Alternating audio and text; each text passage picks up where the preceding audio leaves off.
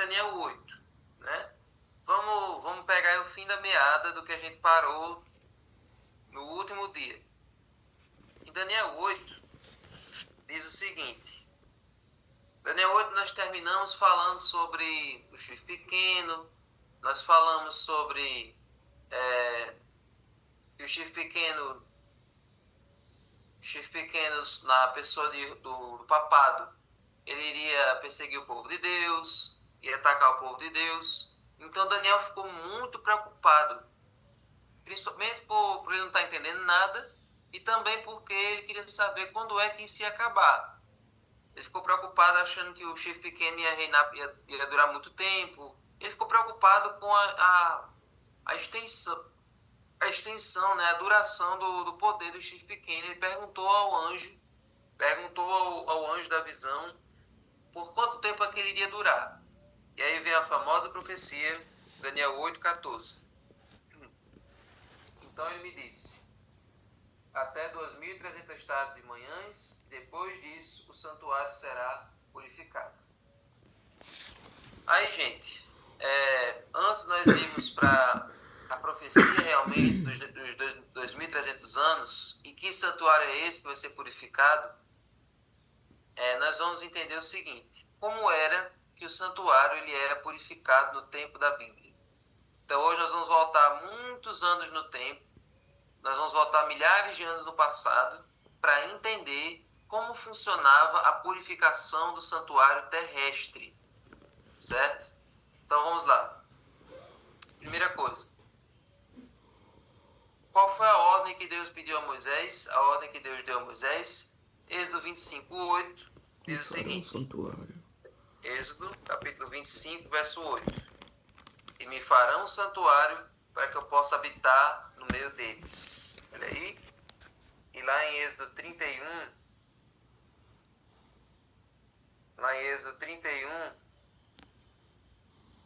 18, melhor, tem outro capítulo que Deus diz a Moisés o seguinte.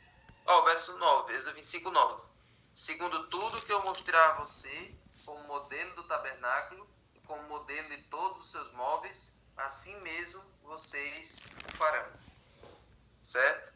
Então, Deus mostrou uma visão. É o versículo 40, Davi, do mesmo capítulo, 25:40. Tenha o cuidado de fazer tudo segundo o modelo que foi mostrado a você no monte. Exatamente.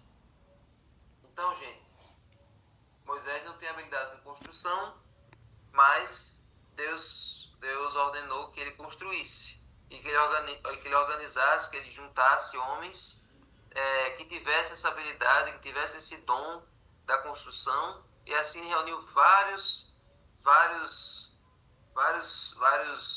arquitetos, vários engenheiros entre o povo de Israel, o Bezalel, a Oliabe, e ali eles juntaram seus dons e talentos junto com as ofertas que o povo deu, e assim o santuário pôde ser construído, certo? E o santuário é um dos principais temas da Bíblia. Tudo gira em torno do santuário. Nos 5 livros de Moisés, 45 capítulos são destinados ao tema do santuário. Nos livros dos profetas, também 45 capítulos são destinados ao tema do santuário. E nos demais livros da Bíblia, tem mais de 150 referências ao santuário. E os salmos foram escritos para servirem de coletânea para os louvores no santuário. E o livro do Apocalipse, que é o último livro da Bíblia, também é estruturado no santuário. Então, tudo começa e termina com o santuário na Bíblia. E a Igreja Adventista tem essa doutrina do santuário como uma doutrina distintiva, ou seja, nenhuma outra igreja prega o santuário como nós. Nenhuma outra igreja fala do santuário com tanta empolgação, com tanta importância como nós damos ao santuário. Essa é uma doutrina da qual nós nos orgulhamos de sermos detentores. Então, esse era o santuário bíblico. Era uma tenda que ficava no centro da congregação e era ali onde Deus habitava. Ali era a casa de Deus e todos ficavam à mesma distância, praticamente, do santuário da casa de Deus, certo? E quem está fazendo reavivados, Tá vendo aí que era muito organizado, era tudo muito bem delimitado as funções de cada pessoa. Pra você ter uma ideia, tinham 38 mil levitas que trabalhavam no santuário, sendo 288 cantores, 4 mil músicos, 4 mil porteiros, 6 mil oficiais de juízes, e tinha os sacerdotes que eles se dividiam em 24 turnos, certo? Então todos eles trabalhavam no santuário e era apenas do santuário, não tinha outra função a não ser isso, certo? Todos eles trabalhavam para tornar possível a mediação e o perdão dos pecados do povo de Israel. Então eles eram os pastores daquela época. Eles trabalhavam 24 horas para Deus. Então, gente, essa foi a ordem de Deus e esse era o santuário. Hoje eu não vou falar dos móveis, hoje eu não vou falar do significado de cada móvel, eu não vou dizer que tudo se aplicava para Jesus, porque todos vocês sabem, certo? Então hoje vai ser outra, nós vamos abordar o ponto que a gente sempre evita falar, porque é o mais complicado. Mas vamos lá. Diariamente, quantos cordeiros deviam morrer? Para a remissão de pecados, é preciso que haja um derramamento de sangue, está lá em Hebreus. Então, no santuário, quantos cordeiros morriam todos os dias? Êxodo 29, 38 e 39. Diz o seguinte: isto é que você oferecerá sobre o altar 2 cordeiros de 1 ano, cada dia, continuamente. Ofereça um cordeiro de manhã e outro ao crepúsculo da tarde. Todos os dias morria esses cordeiros, um de manhã e outro à tarde, certo? Esse era o serviço diário, esse era o sacrifício diário, eram chamados de sacrifícios contínuos, certo? Então, esses sacrifícios aí, eles eram um símbolo do sacrifício de Jesus.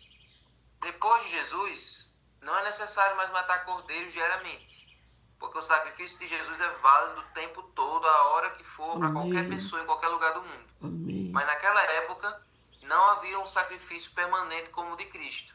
Então, para dar essa ideia de que o sacrifício era uma coisa diária, contínua, tinha que ter esses 2 sacrifícios de cordeiros, um de manhã e outro à tarde, diariamente, sempre sem cessar, certo? E esse sacrifício aí também era bom para as pessoas que não tinham dinheiro, para os pobres que não tinham como levar um cordeiro, não tinham como levar nada. Então tinha aquele sacrifício diariamente por eles também. Então, gente, esses eram os serviços diários. Esses sacrifícios eram diariamente, o tempo todo. Agora, além desses sacrifícios diários que tinham, dos 2 cordeiros, tinha também esse tipo de sacrifício que era o pecador quem trazia. Quando a pessoa se reconhecia como pecador, quando a pessoa percebia que tinha feito alguma coisa que quebrasse a lei de Deus, então ele trazia um cordeiro do seu rebanho. Tinha que ser um cordeiro macho, sem defeito, sem mancho, sem mácula. Tinha que ser o cordeiro mais bonito, e ele levava para o santuário, e lá ele colocava sua mão sobre a cabeça do animal, transferia ali simbolicamente as suas culpas, o seu erro para o animal, e ali o cordeirinho morria no lugar do pecador. E o sangue daquele cordeirinho era aparado numa bacia, numa tigela, e esse sangue era jogado nas cortinas do santuário. Ou seja, querendo dizer que a pessoa era perdoada,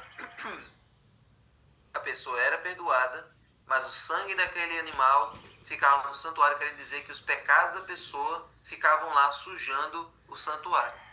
Então, durante 1 ano, era assim que acontecia. Sacrifícios diários todos os dias, e quando o pecador trazia o cordeirinho, ele era perdoado, mas a culpa dele, o pecado dele continuava lá manchando o santuário. Isso tudo, gente, servia para mostrar para o judeu, para mostrar para a pessoa o quanto o pecado ele suja a imagem de Deus em você, o quanto o pecado entristece a Deus, o quanto o pecado causa repulsa a Deus. Então isso serviu para a pessoa pensar o seguinte: olha, eu preciso parar, eu preciso lutar contra o meu pecado, porque cada vez que eu peco vai sujar a casa de Deus. Os meus pecados vão ficando ali sujos diante de Deus. Então, durante o ano todo, as cortinas do santuário iam ficando encharcadas de sangue, lotadas de pecados. As pessoas eram perdoadas, iam para casas zeradas, mas o santuário ficava sujo. Então, era isso que acontecia. E por que o cordeirinho morria ali? Que culpa o cordeirinho tinha? Nenhuma. O cordeirinho era só um símbolo do Cordeiro de Deus. Do Cordeiro de Deus, que é Jesus. Que também não tinha culpa nenhuma e morreu no nosso lugar. Então, o cordeirinho ia ali, era uma substituição. Ao invés do pecador morrer, porque o salário do pecado é a morte, ao invés do pecador morrer, quem morria era o cordeiro. Ok? Agora, gente, já que o santuário ficava contaminado, que o santuário ficava sujo, então era necessário haver um ritual de purificação do santuário. E quando é que acontecia isso? Uma vez por ano. Sim, para onde é que o sangue do cordeiro ia? Levítico 4, do 5 ao 7. Diz o seguinte. Basicamente o que eu já falei, mas vamos conferir o texto.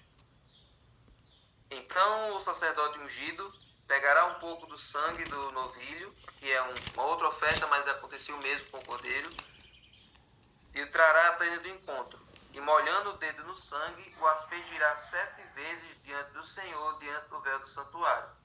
O sacerdote também porá um pouco daquele sangue sobre os chifres do altar do incenso aromático diante do Senhor, altar que está na tenda do encontro. Todo o restante do sangue ele derramará na base do altar do holocausto, que está à porta da tenda do encontro. Então, além de ele aspergir o sangue nas cortinas, ele também pegava um pouco do sangue e colocava nas pontas do altar de incenso. Lembra onde é que ficava o altar de incenso? Ficava no lugar santo, diante do véu, diante ali da Arca da Aliança.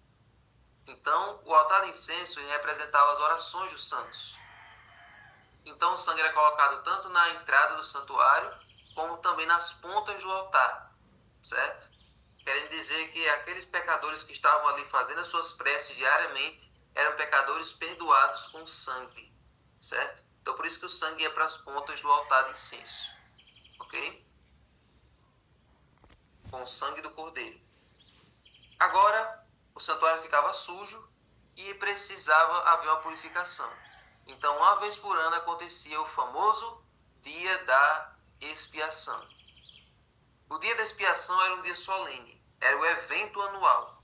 O povo todo, aquelas 2 milhões de pessoas, se reuniam em volta do santuário, em volta da tenda, e aquele era um dia de tensão, mas que também era um dia de alegria. Começava tenso e terminava alegre, porque as pessoas iam para ver se Deus realmente iria perdoar todos os seus pecados, ia zerar a sua conta, se aquilo realmente iria acontecer. Então todo mundo ficava naquela expectativa, o que é que iria acontecer ali naquele dia. Então as pessoas ficavam ali em volta do santuário, todo mundo ali, você está vendo aí, ó, zilhões de pessoas ali em volta. Deus, a presença de Deus aparecia na nuvem em cima do santuário, você está vendo aí, e ali aconteciam alguns sacrifícios e também havia uma função especial que o sumo sacerdote fazia nesse dia. Então era um dia do perdão, era um dia do apagamento, da purificação do santuário, e era ali que todos os pecados da congregação eram perdoados, certo? Perdoados de vez. Eles eram perdoados durante o ano todo, mas agora eles eram apagados nesse dia aí, certo? Agora, vamos lá para alguns detalhes do dia da expiação. Primeiro detalhe: como o sumo sacerdote se preparava? Vamos lá. Durante todos os dias do ano, quem fazia os sacrifícios dos cordeiros ali fora era o sacerdote, certo? Os sacerdotes é quem faziam os sacrifícios diários e os sacrifícios pelo pecado, quando o pecador trazia. Agora, no dia da expiação, quem exercia a função era o sumo sacerdote, o principal sacerdote, certo? Ele tinha uma função específica no dia da expiação. Os sacerdotes, eles iam fazer as suas funções no pátio e no lugar santo. Mas no dia da expiação, apenas o sumo sacerdote ele entrava no lugar santíssimo do santuário. Mas para ele poder entrar, ele tinha que se purificar também. Não podia entrar de qualquer jeito. Então, Levítico 4, dos 5 ao 7, acho que eu esqueci de trocar o texto, mas tem em Levítico 16, verso 13 e 4, fala o que é que o sumo sacerdote precisava fazer. Mas é assim que Arão deverá entrar no santuário, com um novilho para a oferta pelo pecado e um carneiro para o holocausto. Ele vestirá a túnica sagrada de linho, terá as calças de linho sobre a pele, e assim por diante, banhará o seu corpo em água e então porá essas vestes. E outro detalhe também, verso 11 a 14. Arão fará chegar o novilho da sua oferta pelo pecado, ou seja, o sacerdote precisava fazer uma oferta por si mesmo, certo? Ele primeiro precisava sacrificar um cordeiro para ele mesmo, para ele ser perdoado. Então, uma semana antes do dia da expiação, o que é que ele fazia? Uma semana antes, ele se mudava para os recintos do santuário, ali do templo. Ele se mudava para ali e ficava sempre em oração e meditação. Ele não dormia no dia anterior, para que não viesse qualquer contaminação. Ele não dormia com a sua mulher, certo? Não poderia fazer relações ali com a sua esposa. Ele tinha que se manter, focado, vidrado. Ele se banhava e usava vestes santas, usava um cinto branco e uma mitra de linho sem ostentação para estar diante de Deus. Certo? Então nessa imagem aí tá errado, porque ele não ia com toda essa indumentária, ele ia só com uma roupa de linho. Ele ia bem simples, porque diante de Deus ele não poderia estar com nenhuma ostentação. Certo? Mas ele ficava em constante comunhão, em constante consagração ali naqueles momentos antes de entrar na presença de Deus, antes do dia da expiação. Então ele fazia primeiro uma oferta pelos pecados dele. Lá fora ele fazia um sacrifício de um novilho para que os pecados dele fossem perdoados. Ele não poderia entrar na presença de Deus de qualquer jeito, e nem com a sua vida, nem com seus pecados, sem ser perdoados, certo? Agora, na presença de Deus, o que é que ele fazia? Pronto, essa era a roupa que ele entrava, era uma roupa bem simples, de linho. Aí, Levítico 16, verso 13, diz assim: porá o incenso sobre o fogo diante do Senhor, para que a nuvem do incenso cubra o propiciatório que está sobre a arca do testemunho. Assim Arão não correrá o risco de ser morto. Então era isso que ele fazia lá no lugar santíssimo. Ele ia para a presença de Deus e ali ele apresentava todos os pecados do povo diante de Deus, dizendo: Senhor, aqui está todas as culpas do teu povo. Aqui eu estou apresentando diante do Senhor. Eles pediram perdão durante o ano todo. O sangue do pecado deles está lá fora, está no santuário. Está aqui também uma ponta desse sangue. Estou colocando aqui diante do propiciatório. Então, Senhor, perdoa o teu povo e apaga as transgressões. Então, naquele momento, Deus zerava o histórico e o povo todo era perdoado. Aqui tem um detalhe interessante, gente. Falta só 10 minutos, mas acho que dá tempo. Por que a tampa se chamava propiciatório? Propiciatório vem de propiciar. Então, a propiciatória era um símbolo da misericórdia de Deus. Dentro da arca estavam os 10 mandamentos, que era o símbolo da lei e da justiça de Deus. Então, o propiciatório representava a graça, representava a misericórdia, o fato de Deus ser propício a nós. Então, ali em cima do propiciatório aparecia o Shekinah, que era a glória de Deus. Então ali, gente, era um símbolo da justiça que estava dentro da arca e da graça, da misericórdia que estava em cima da arca. A justiça e a misericórdia de Deus estavam ali juntas. O que estava dentro da arca e a tampa da arca representavam ali o caráter de Deus de forma literal. Então, a justiça não cobre a misericórdia e a misericórdia também não anula a justiça. As duas coisas são satisfeitas. A justiça pediu sangue, mas aí a graça, ao invés de ser, a graça fazia o seguinte: ao invés de ser o sangue do pecador, era o sangue do cordeiro. Então a justiça era satisfeita e a graça também era satisfeita. Então a oferta pelo pecado acontecia, o responsável, o animal morria pelo pecado da pessoa, a pessoa era perdoada, então ali o caráter de Deus era totalmente satisfeito. A justiça e a misericórdia, certo? Agora vamos para um outro detalhe do dia da expiação.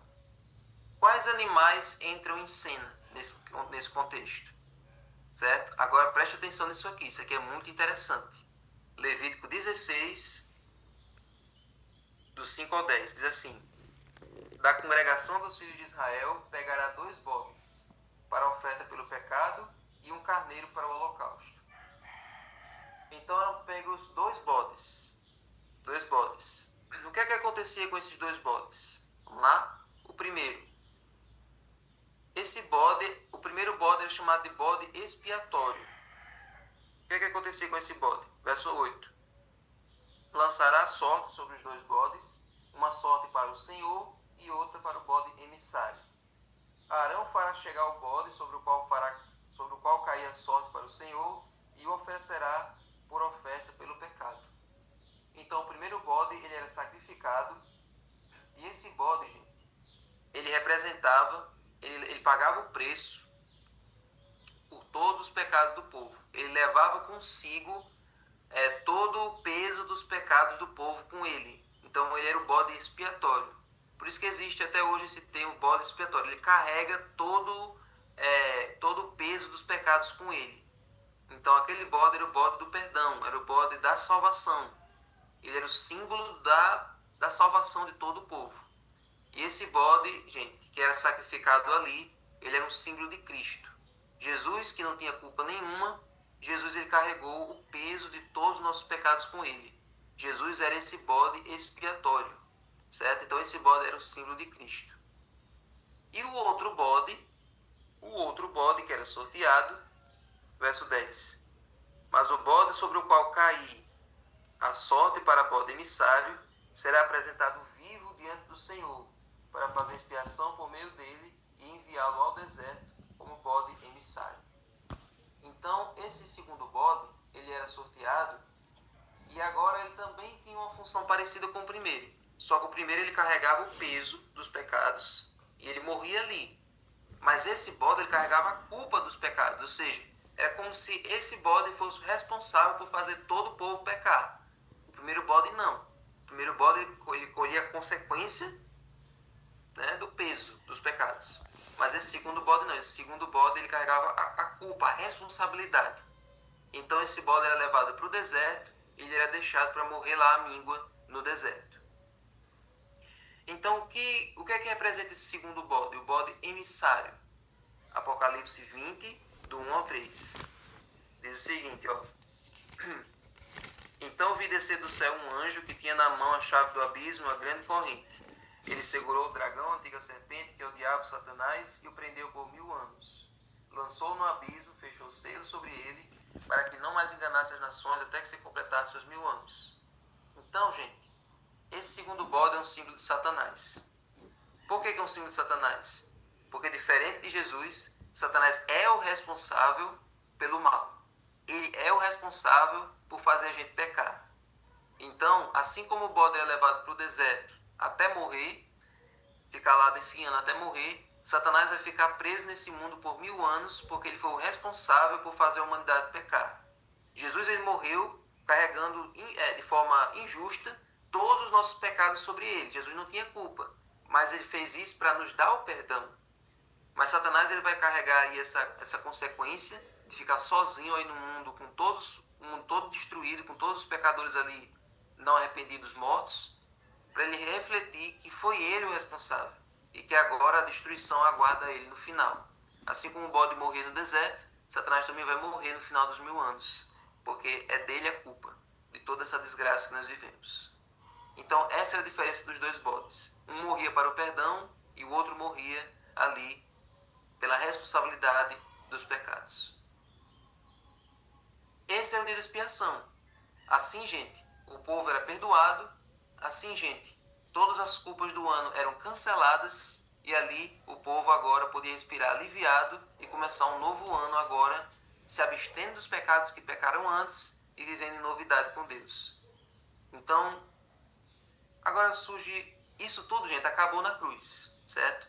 Todos vocês sabem que quando Jesus morreu, o véu do santuário, que separava o Santo do Santíssimo, se rasgou de alto a baixo, sem interferência de mãos humanas, e ali todo esse ritual que nós vimos até agora, ele acabou.